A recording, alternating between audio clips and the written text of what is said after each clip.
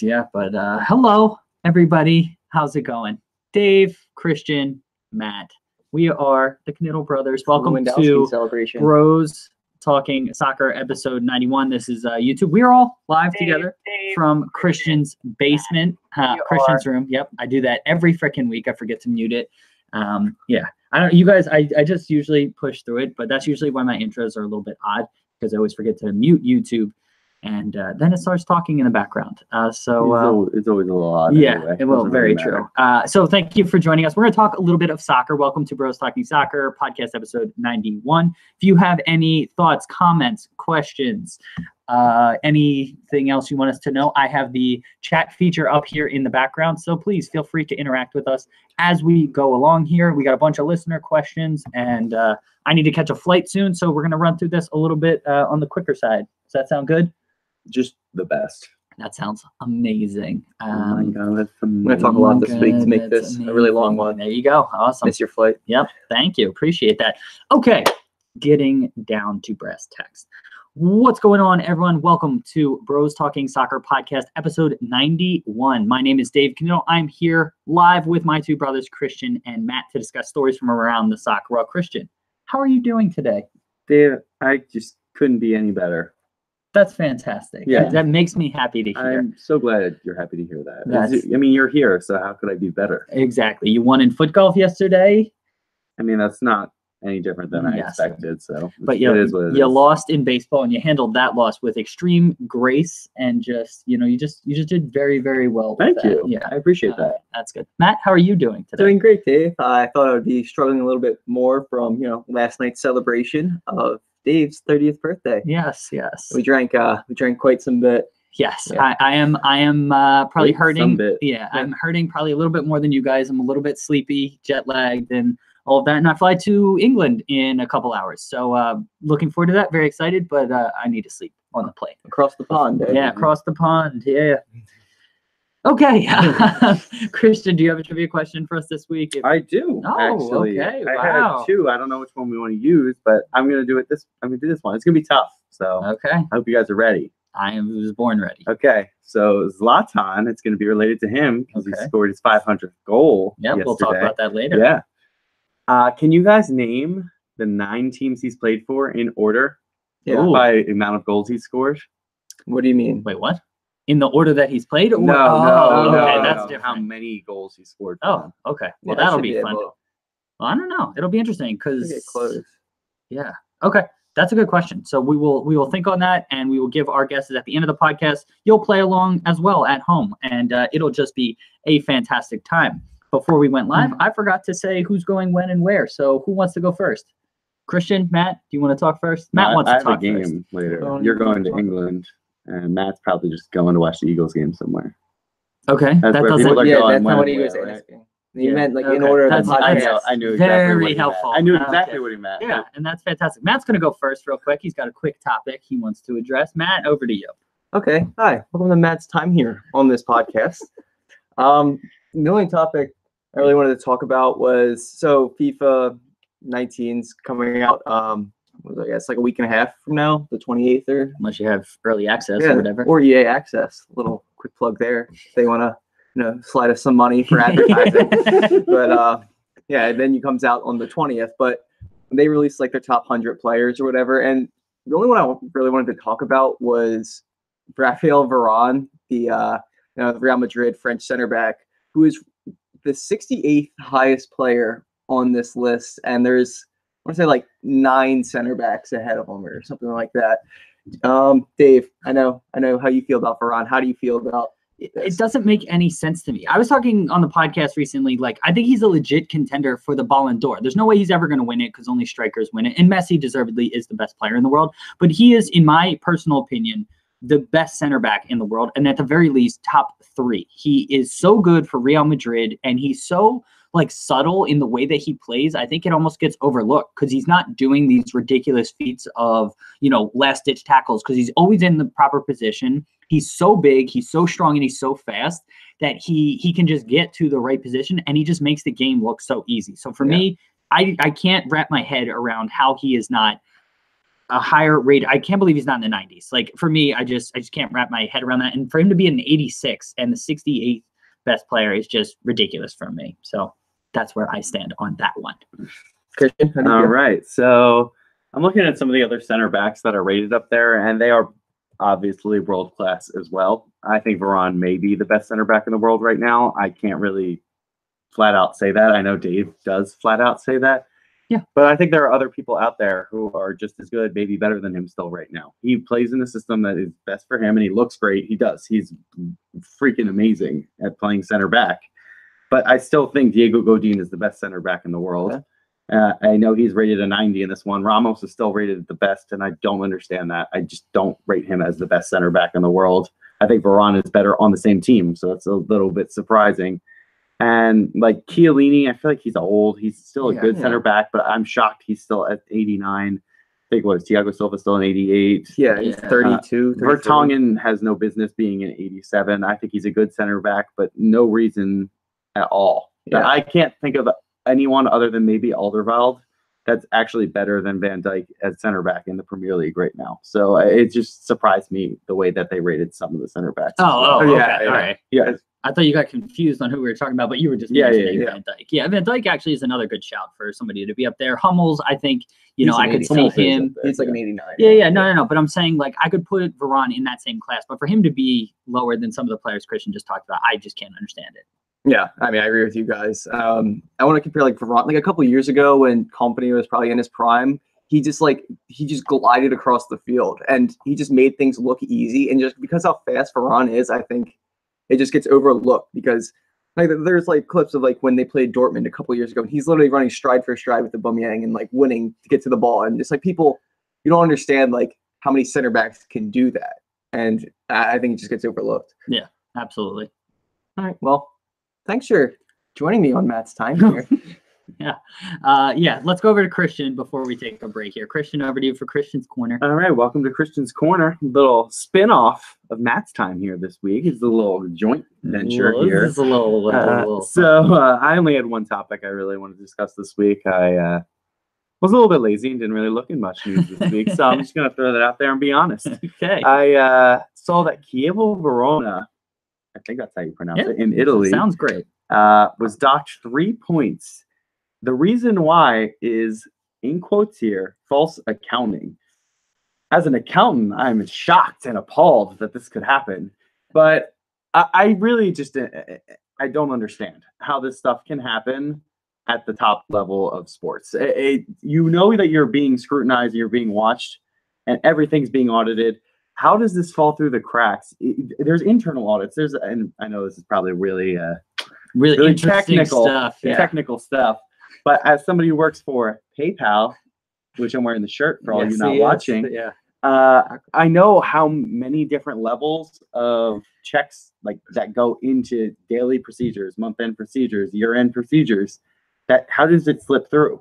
Yeah, but it still happens at companies. Yeah, I was going to say. I am a certified internal auditor from my previous life, and it still happens. How's that working for you? Yeah, that is coming in very handy, that certification, for everything that I'm working on now. But it happens. Matt, sorry, I just jumped in there. Yeah, I was going to say what you were going to say. Just because a professional sports team and how glorified they are in the media, like every company still gets audited like the same. They still are looked at the same, and they still commit like fraud or false accounting. But you know what happens when you do that. Like they're going to have hell on that. Losing 3 points for a team in that position, they're not a team that's going to be challenging. They're a team that's going to be fighting the relegation battle. And now they're putting themselves at risk now of losing millions and millions of dollars by getting relegated to Serie B. Yes, but there is. It's not like they just did this. There's a reason behind. I haven't looked into the story enough to understand exactly what the reason was, but they didn't just do this because. They probably did it because it gave them some sort of advantage that they wanted to say in Serie A. And so you have to risk it sometimes, like Matt was just saying. I know he's being, I know he's joking here, but if teams and companies do things because there are these external pressures being put on them, whether it's stockholders, whether it's fans, or whether it's ownership or whatever, that they need to hit certain milestones, and sometimes people, instead of taking the medicine now, they find quick fixes, and then all of a sudden there's a snowball effect and you're doing things that you shouldn't be doing. And so, again, in an ideal world, So none of this would ever happen, but I'm not excusing this. That's what it sounds like you're doing. No, I'm not excusing it, but you're saying they should never do this. And I mean, they should never So do what, this. yeah, like but what people degree- do it. Yeah, it doesn't mean it's right. I'm not So you saying don't that it's do right. it. I'm not saying that it's right. I'm saying that people do it. So, okay, it's wrong. Yeah, well, that's why they got docked 3 points. Well, exactly. Is that a sufficient punishment? I don't know the severity of this false accounting, because I feel like if it was like really like what like Juve was doing. Well, that was fixing was- matches. Oh, Yeah, oh, they were no, fixing no, that. I thought it was. Yeah. That's different. Yeah, never mind then. The end. Yeah. Yeah, I don't know. Like, I think the West Ham story came out like last week where they were saying they had like 10,000 more fans in the stands than they did like at each game, and like that's like another way of like just like misleading, your shareholders or like the public, and it just like happens. I feel like, and I know it shouldn't, but you have to try to get an advantage wherever you can. Yeah, and so I don't want it to sound like I'm excusing it, but what I'm doing is providing reasons for why they've done the things that they've done. I think 3 points at the least is sufficient. I mean, that's an entire game, and especially at the lower end of the table, every point matters. And so I think it could be sufficient. I mean, what would you have liked to have seen it? Did you want them relegated immediately? Like, what would you prefer to happen here? But yeah, I honestly don't know. I'm just kind of bringing it up as a topic. I really don't know what I want to see here, but they have to make these punishments sufficient so that it doesn't happen over and over again, because I brought that up on other topics in the past. And if you don't bring heavy punishments initially when teams or ownership are trying to cheat a system, then it will continue to happen. And that's just unacceptable at this level. Yeah, you need to have like discouraging punishments to try to, prevent people. So yeah, I mean, I get that. And so again, I don't want to excuse this, but I feel like you're saying that there's no way you can understand why somebody would do this. I mean, I can understand it. I personally wouldn't do it, and I don't excuse it, but I understand why people do it. And that's all I was trying to say. So do you think that whatever their accounting department is there should be completely replaced? They should have a complete turnover after something like this? Well, it depends. It depends on how widespread. People who are in charge. Well, yeah, exactly. Leadership. Exactly. Like whoever was responsible for it should be penalized or whatnot. Should pay the price. Yeah, should be penalized. But yeah, I don't know enough. I don't know if every single person should be penalized, or if this was just one kind of manager. Or I think they should whatnot. just give the team the death penalty. Yeah. Just goodbye. Get out of Serie A. Bye-bye. Yeah. Okay. Not actual death. I meant like the team cut away. They're gonna get burned at the stake. Yes, there you go. All right. Second time you've made that joke. They couldn't hear me the first time. I whispered it earlier. Okay. It was like, yes. Yeah. Okay. All right. That's weird. All right. Anything else, no, I think that's all I got here. Matt? Don't you guys for accountants, don't you have like an honor code that you have to abide by? Is that we actually hold up 3 fingers and make a little pledge when we first take our job. I thought you do, or maybe that's CPAs. CPAs. For sure. No, Maybe it might be CPA. Doctors have to take like a Hippocratic oath. Accountants do not have to take any. We do not have an oath. I'm pretty sure you do. I mean, it might be. We'll get a certain CPA. companies. Yeah, maybe I'll get Tommy or somebody on to let us know about that. But yeah, no, I don't know. Okay. Don't know what you're talking about. Okay. Kristen, do you want to take us out? Yeah. Thanks for stopping by Christian's Corner and Matt's time here in our little joint venture this week. I hope you had fun, and Dave's going to come back with a little bit more for each of you. Enjoy this musical break. Yes, just for you. This is where I hit stop broadcast, right? Yeah, that's the end. Bye-bye. Yeah, thanks for joining us. Quick partner plug. What's going on, everyone? Dave here, breaking in with a quick partner announcement. We are proud to partner with StadiumScene.tv. If you are going to a stadium in the US or Canada, you want to go check out StadiumScene.tv. They have recommendations on where to park, what bars and restaurants to check out, transportation to get to the stadiums, and more. Also, they partner with content creators like us at Bros Talking Soccer. They have all different kinds of other content, YouTube videos, podcasts, blog posts, and more across all different kinds of sports. So please go check out StadiumScene.tv. All right, back to the rest of the podcast now. Hello. What's up? The weights are probably in there. Do you want to get the band? You getting No? the band back together? Yeah, getting the band back together.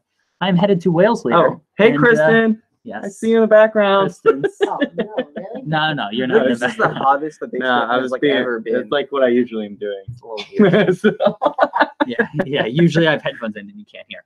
Kristen joining the podcast. Yeah, so she's over there. Yes, okay. Welcome. Well, I guess we're gonna go back into it. We'll do my section and then we'll do listener questions. Just all once. As soon as Kristen We're- stops making a Are we ruckus. doing all together or no? We're doing these two, and then we'll break again. I'll do the FNX Yeah. announcement. Yeah, We actually like almost never hear you. Yeah, you just think they can hear me and they can't. you're almost never there. Yeah, because I leave because you yell at me. Yep. Okay. He's an I will say abusive there husband. are I a want decent amount of everybody to know. podcasts that start with Dave looking over going, Yeah. Babe. Yeah.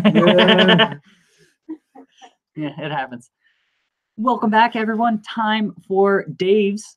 First topic I wanted to talk about here is the U.S. men's national team friendlies that we just had. Are we not We going to address lost. that? That's what we call this section. We call it Dave's. We've talked about this before, and so I guess we're going to address it. What would you like to say, Christian? I think you need a better name. Okay. Well, what would you like it to be called? That's on you. Yeah. but- Well, I'm calling it Dave's, and so you're going to have to deal with it because that's what it's called. Mm. Welcome to Dave's. Hello. We're going to talk about the U.S. men's national team friendlies. They lost to Brazil 2-0. Then they beat Mexico 1-0. Christian did either. So I guess we'll start with the Brazil match. I don't think either of you saw the Brazil match. I watched like right? the highlights. Okay. So I you did saw the too. highlights. Okay. So let's start there. Matt, thoughts on the match? It didn't. Okay, so it didn't seem like there was, too much going for the United States. I saw we had like two kind of scoring opportunities, one from the corner with McKinney. That looked like it was our best chance, but I mean, it was kind of what we expected with that young team. I know they performed well against France right before the World Cup, but you can't really expect them to, compete with Brazil and France every time when it's such a young team. So I'm not like disappointed with the performance at all from what I saw. Christian, thoughts on the match? It did look like we got outclassed, and you kind of expected that with a team that really doesn't have a set coach at the moment, even though we've had the same interim manager for a little while. And we've kind of had high turnover in the past year now. It's been tough to watch. I feel like we are just crying out for some consistency and some fluidity in the program, but it seems like it's coming once we get this new manager. And once we start to figure out who our best 11 are and we get to play them together over and over again. Brazil had a little bit of turnover from their World Cup squad, but still had star players galore out there. And you kind of expected the result to go the way that it did. Yeah, I mean, Brazil brought pretty much their World Cup lineup. Yeah. They had Firmino in for Jesus, and they had, I think, Luis in for Marcelo. But I mean, still, I think it was pretty much more or less their strongest lineup. U.S. had a bunch of turnover. I was encouraged by what I saw from the U.S. team from the standpoint of they didn't sit back incredibly deep and let Brazil just come on and just pack it in. Mhm. Thought they tried to press a little bit. Brazil was just miles better, and it's testament to their talent and whatnot. But I did like the U.S. coming out trying to press, but really, I mean, Brazil was just much better. It didn't seem like they even were really like turning it up, getting into higher gears. They were pretty comfortable. Most of the U.S. chances came on set pieces. I was a little disappointed when we got the ball, specifically like McKinney. I can remember a couple of times like had the ball and just like gave it away pretty cheaply. And so I would have liked to have seen a little bit more comfort on the ball and a little bit, more ability to kind of move it and possess it to sort of relieve that pressure. Thought that there were moments in the game where they did a good job of that, but for the most part, I think the U.S. could have been better there. And ultimately 2-0 was about an expected result. So, that's kind of where I stand. Anything else you want to add on that match, either of you guys? 2-0 is probably good. It could have been way worse, and the fact that it wasn't is a testament to how organized we've become. Yeah, absolutely. So then the other match we played, Mexico, it was Mexico's B/C team. Mexico brought in a bunch of young players. Almost nobody from the World Cup was there. Christian, thoughts on the match? We won 1-0. Yes. I only saw the last, 25, 30 minutes or so, so I didn't really see what was happening in the first half, but it looked good from what I saw. And if it's Mexico's second and third team, you can't really get a good idea of how we are competing against them right now. But I don't think we had all of our star players either. So it's true. it's easy to say, okay, well, we were playing second or third team there, but we were probably playing our 1.5 to 2 team for our lineup. So I don't really read much into that game, but a win's a win, and we'll take it. Yep. Matt, thoughts? Yeah, I thought we played well. It was a proper rivalry, friendly. So I think this is kind of our first team, though. I mean, minus Pulisic and trying to think of like Brooks wasn't there. Yeah. But I think this is our team going forward. It just right now they probably wouldn't be seen as the number 1 team because they haven't established themselves yet. But I think this could be our team like going forward. Plus, those two, and trying to think like A striker. We like these strikers are not our top strikers. So I still think Altidor's our best striker in the pool. Sargent wasn't there because he's close to the Werder first team. Okay. So he stayed in Germany. So I think Sargent and Altidor are probably our I think two this is a best good idea to strikers. bring up, what we were talking about with our striker issue. I think that Weah, when he came in centrally against Mexico, he was so much more effective. And I think we might be better with him playing up top as our striker. And when Pulisic comes back, him playing as kind of a second striker, number 10 type role. And I think that would be the best thing for the United States. Yeah. I don't really agree with that. I think that we need Weah maybe as a second striker or Pulisic as a second striker. And then we need a hold-up striker because that's just the way that we've always played as America. You have someone who can hold it up because we're not a team that's going to be in possession all the time. We need someone as an outlet for us when we're defending and clearing the ball. We've also never had somebody who's on PSG and, a good player for Dortmund. Like these two are. Like these guys are probably going to be our most talented players ever. Yeah, and the way that Weah plays is he likes to play the ball quickly and move. And so I remember watching him play with some of the youth teams and just the way that he interacted with Sargent, and they can play those little combinations at the top of the box. So maybe it's Sargent, maybe it's Altidor or something. But having him centrally, I think he was much more effective. And specifically in the Mexico game, he was on the wing and he wasn't really involved a ton. And then when he moved in, and had a little bit more freedom, I think he was more effective, and he was playing those combinations at the top of the box. I would like to see that. I think more. the same thing happened with Pulisic when he was first getting established, and we put him out in the wing, and then he came in the middle and started scoring, so many goals. So I think it could be a similar situation there. Yeah, it could be, and it's also a combination of, I guess it's the way the U.S. plays, but also, I mean, a lot of young players are kind of stuck out on the wing initially because it's easier to sort of grasp your responsibilities and all of that, and then they move kind of more infield. And so Pulisic at the youth levels always played centrally as a playmaker. So it'll be interesting to see where he goes with his career, if Dortmund sees him more centrally or wherever he moves in his club career. And if, for the national team, I think he was more involved and had a bigger impact when they moved him centrally in World Cup qualifying. So it'll be interesting to see if he stays there or what they decide to do moving forward. So any other thoughts from the Mexico match? No. Did you get? I didn't really talk too much about the match, but I will say the first half was absolutely horrible. We did not play well. We just said, I don't even know what I didn't feel like I was watching like a national level game. It was bad. It was just sending long balls. Zardes was our striker, right? Yeah.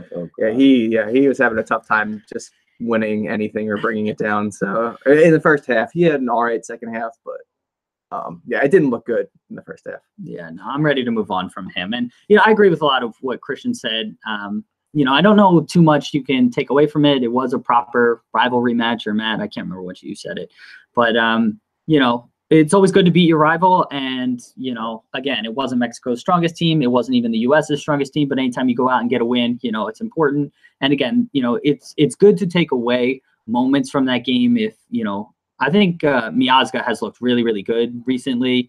Cameron Carter-Vickers looked pretty good. I've been impressed with the way he's developed his like possession and passing and things like that. I know he's still really young, but that was always a concern for me because he is this big, strong dude. And I always was really worried about how his game would translate on that front. And I think it's really progressing well. So I'm encouraged by he's over 200 pounds. Yeah, he is thick. He is a beast. And so again, if he can add that other element, like the technical side of the game, he's already got the physical side, and if he can develop the tactical and technical piece, I mean, he could be really, really special as well. But I think Brooks and Miazga are our two best center backs, and we saw that kind of with the Brazil game. I thought that they were probably our two best players on the field. So that was all I had. Christian, anything else you wanted to add? Nope. Matt? Nope. All right, last thing I wanted to talk about, our hometown team, the Philadelphia Union, recently unveiled a mascot. It's called Phang. It is a snake with arms and legs. The Union crest has a snake in it, and so that's where it comes from. Matt, thoughts on just soccer teams having mascots? Any opinions here? Yeah, I mean, I don't think they're that big of a deal. I don't really think much of it. I don't even know. The city has like their 2 mascots, and they're like husband and wife or something like that. I don't know. I don't even know what it is. But I don't think it matters in the slightest. Okay, Christian, any thoughts? Any opinions? I don't really like it, but I also don't think it matters at all. I think it's just dependent on the culture of the team.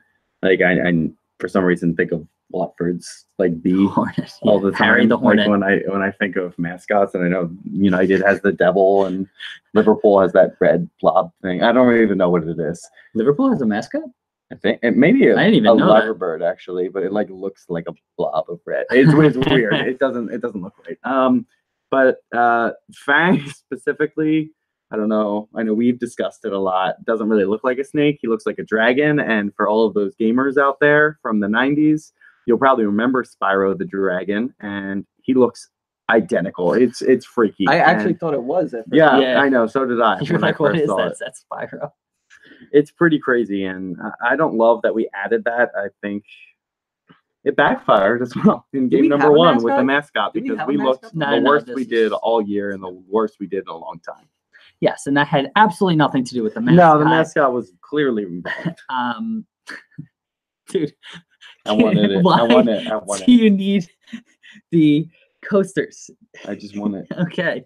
The mascot, for me, it doesn't matter. Like, it's for kids. It's for merchandising, and it's for, like, kids. It's not for adults. I don't think it impacts the team in any way. Any fans that really, like, any adult fans that have a strong opinion kind of against it, I don't really understand. It's like, it's just not for you. It has no impact on the team and the level of play. Doesn't make them less professional or anything like that. So for me, it's just not a big deal, but I wanted to talk But about snake it. with arms and legs is confusing to kids. Okay. It's There a you go. dragon, There you go. It is confusing to kids. But I mean, but it's a bee, costume. yeah, a thing. bee. There's a red devil. What is the Philly Fanatic? I mean, What is I the think Philly that Fanatic? is- But that's very clearly not anything. okay. It's a That's fanatic. interesting. All right, there you go. So there's Kristen's opinion on the matter. If you have thoughts, please let us know in the comment section or send us a reply on Twitter. Are you for or against mascots in general? And are you for anatomically correct mascots, most importantly? All right, so please let us know. And guys, anything else to add? Matt, Nah. Christian? No.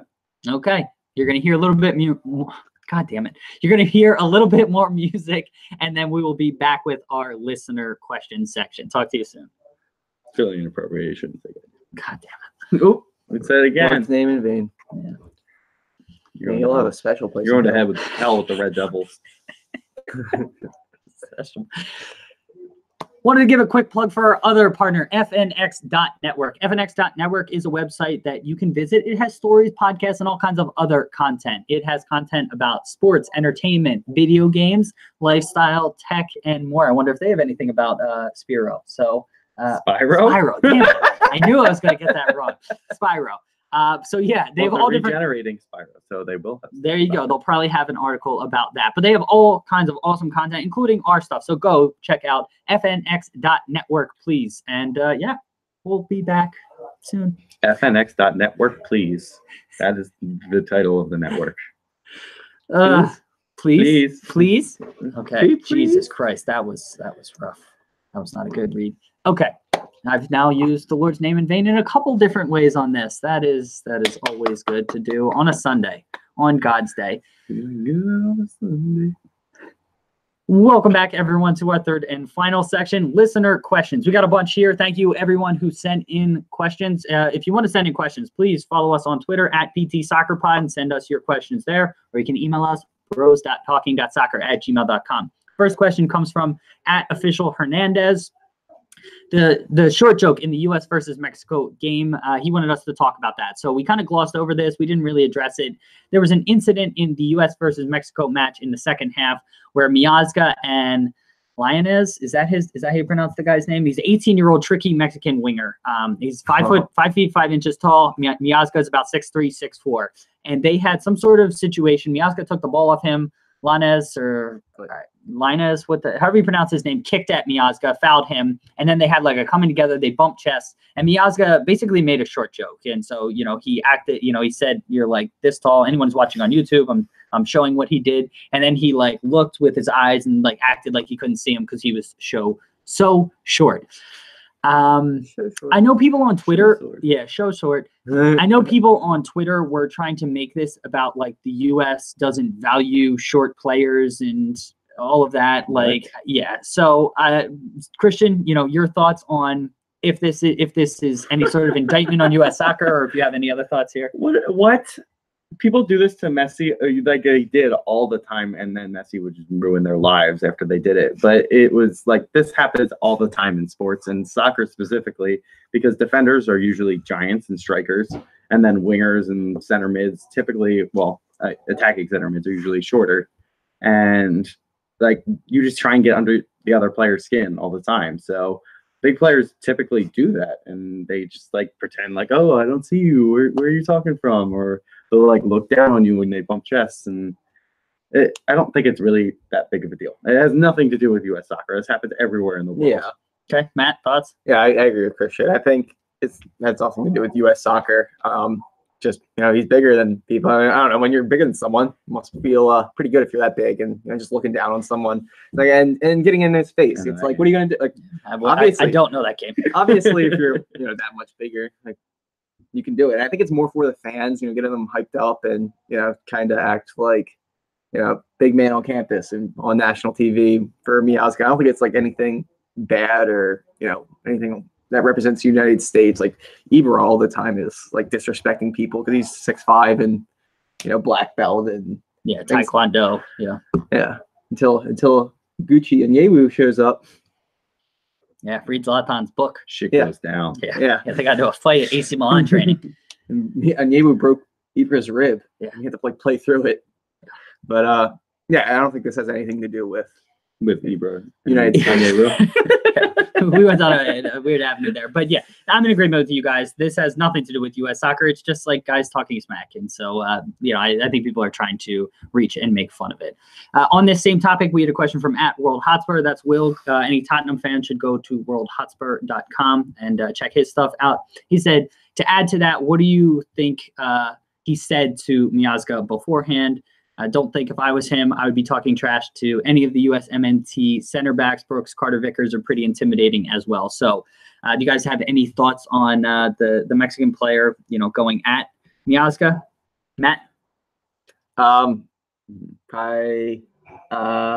know. No, he probably just said something. I don't know. What do they say when they kick the ball every time? Like, Puto or whatever. Yeah. Something like that. Something like that. Thanks, guys. I just cursed at him. Thank you. Yeah. Can you not sneeze while we're recording, please? Yeah, okay. So I don't know. So he probably said something like that.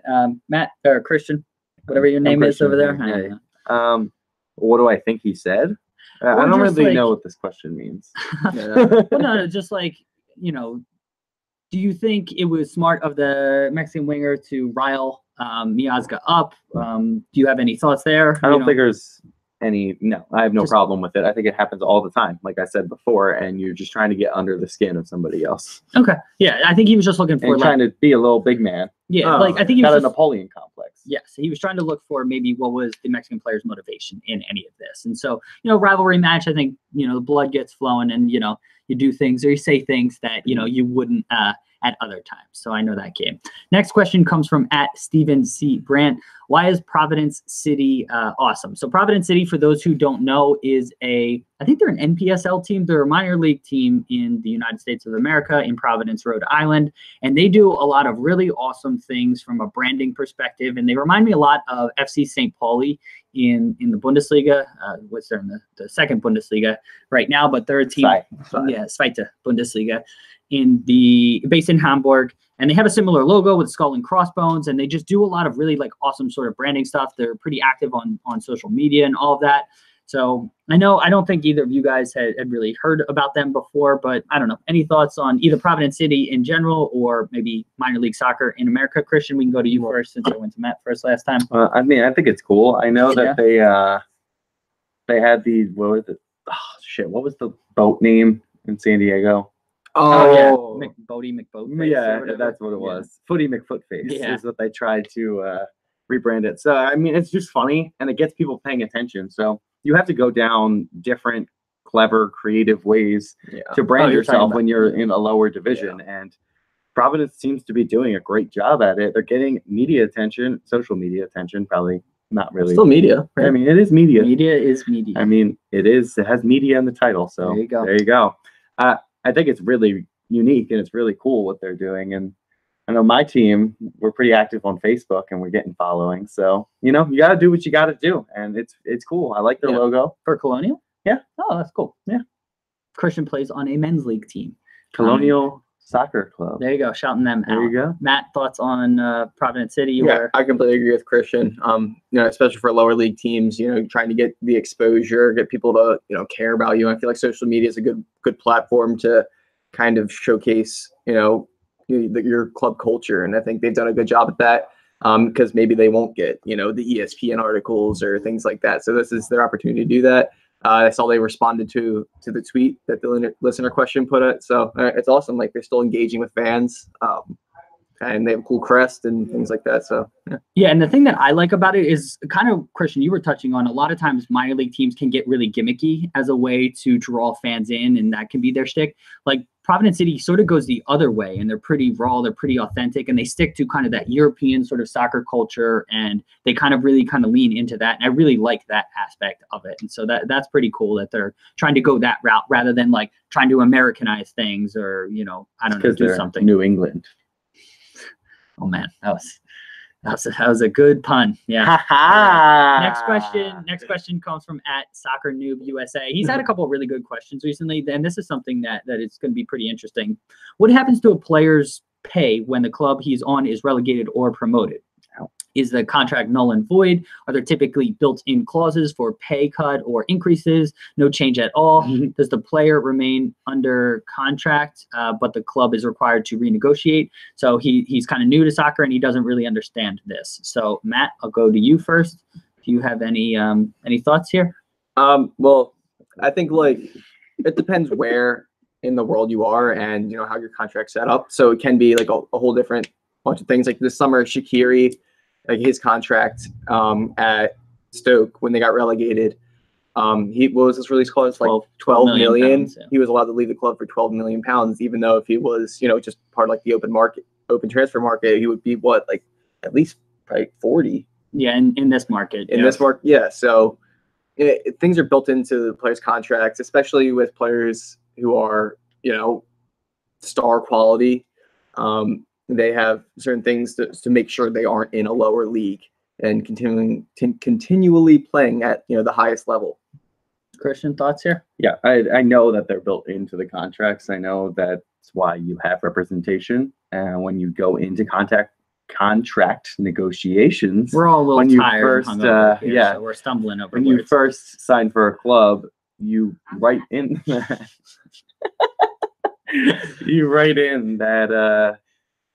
if you're relegated, your pay cut will be this, but that is what Matt was referring to. You have a release clause as well so that you can move to another team for a cheap price to get your salary back up to match what you had before, maybe an increase. So that is part of the game. And I don't know about the other way, but promotions, I don't know if it's built into the contract where, hey, if we get promoted, your contract will double or something like that. I don't know. I haven't seen that, but I assume that is in the contract. You will get a pay increase. So, yeah. So to elaborate a little bit, it varies contract by contract. So it's on the player's agent to negotiate all of these things. A lot of times in England, we're speaking a lot of this is from the English perspective. It varies from country to country, and we're just a little bit more knowledgeable on this. Obviously, in America, this doesn't happen because we don't have promotion and relegation. So again, most of what we've said has been from an English perspective. And on that front, you know, there's a story about Portsmouth a couple years ago when Portsmouth was in the Premier League. A lot of their players didn't have contracts that would go down if they were relegated. And so they didn't have relegation escape clauses. And so one particular, like Tal Ben Haim, like had his Premier League contract all the way through when they went to at least League One and possibly lower. And it can really cripple a club financially to not have those things in there. And so players don't necessarily want them in the contract because they want to get paid at that higher rate. So it's more on the club to negotiate that. But in Shaqiri's case, it made sense for Stoke to have a sell-on clause to get him off their wage books. So again, it goes both ways, and it's on a case-by-case basis. So there's no sort of standardized thing. It varies person by person and club by club on what they want to do. So like a spin-off off this question.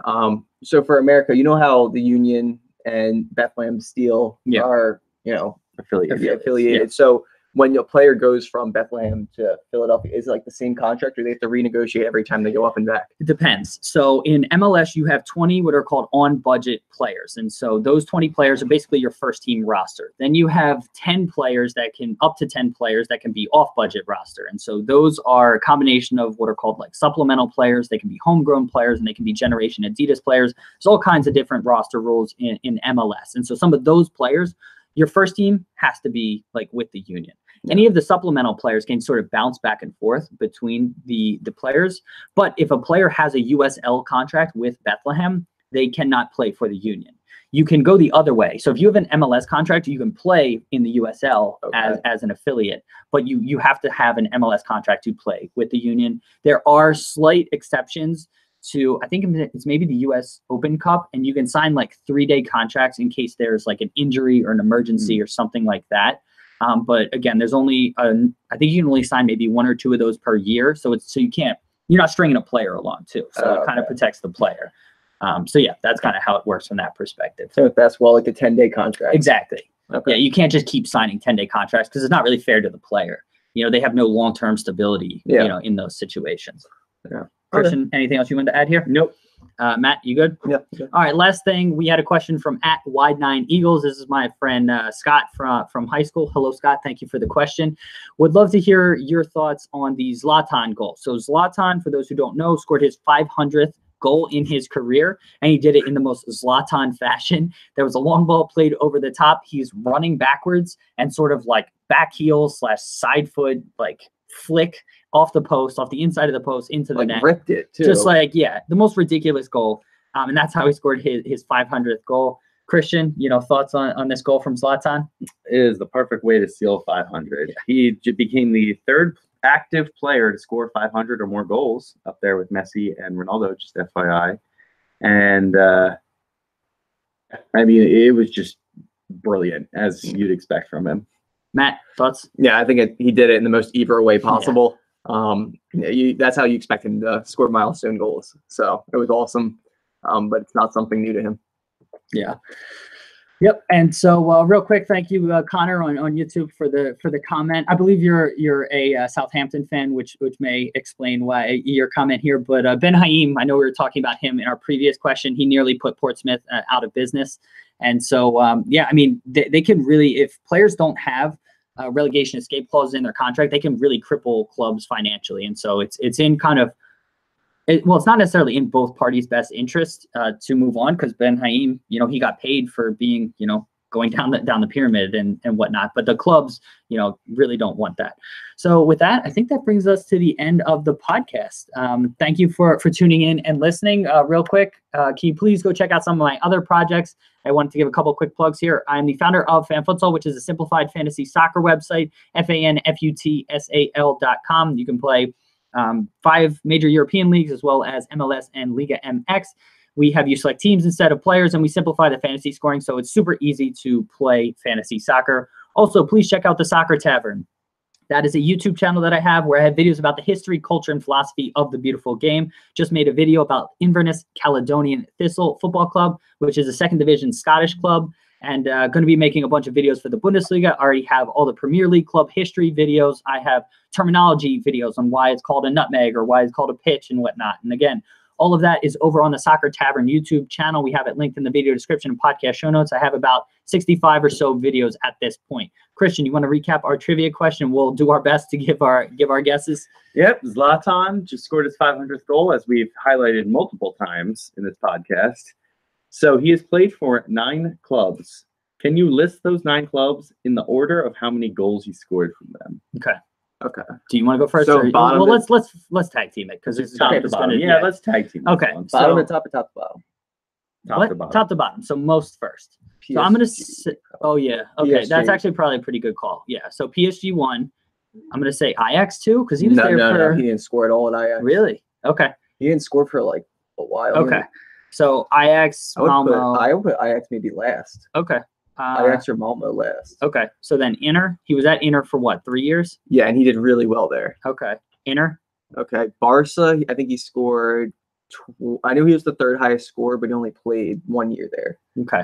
All right, we just got to start making decisions here. Okay. So PSG won. PSG won. So Inter let's probably go Inter 2. 2. Let's go Juve 3 or AC Milan. AC. AC Milan 3. Juve 4. Barca 5. No. Okay. I would say, how long was he at Malmo? Malmo 5. I mean, he was at Malmo for like 2 years, 2 or 3 years. Actually, So it wasn't that long. He didn't score that much at United. Yeah. Okay. Okay. Fuck it. Malmo 5, Barca 6, Ajax 7, United 8, and LA Galaxy 9. Okay. I mean, you got started pretty well. And then Okay, it and then went off the rails. Yeah. Matt was dead wrong. He scored a lot of Ajax goals. So, Yeah, I thought yeah. So, most obviously, PSG had 156 goals. That was a good one. Way more than anyone else. Then Inter was second with 66. Okay. AC Milan was next with 56. After that was Ajax with 48 goals. After that one, they all get pretty close together. It's United with 29, Juventus with 26, Barcelona with 22, and LA Galaxy with 17 so far.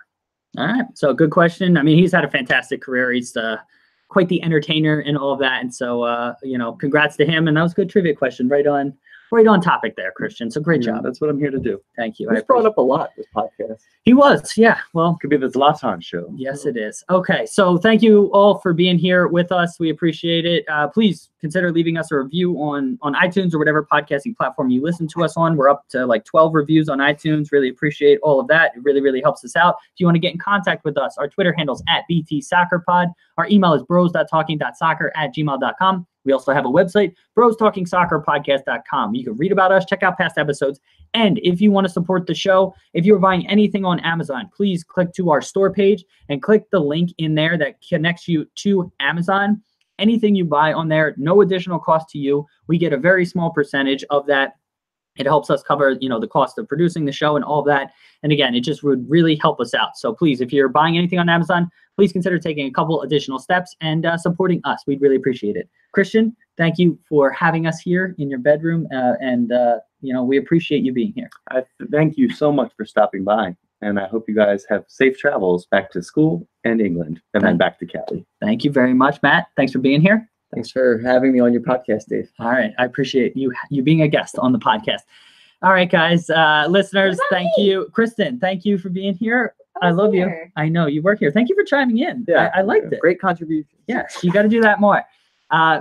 Thanks, Kristen, for being here. And thank you all for listening and tuning in. And we will talk to you next week. I'm going to be in England, so we'll figure out a time that works. And maybe a little bit late next week, but we'll definitely talk to you next week. Thank you, everybody, and we'll talk to you soon. See ya. All right. Bye. People on YouTube, thanks for being here. We just really appreciate it. Connor, thanks for chiming in with your question/comment. And well, maybe he'll tune back in and watch the end of this. Maybe the last he 10 definitely seconds. wants to see that. All right. Well, Bye. thanks, YouTube people. Bye-bye.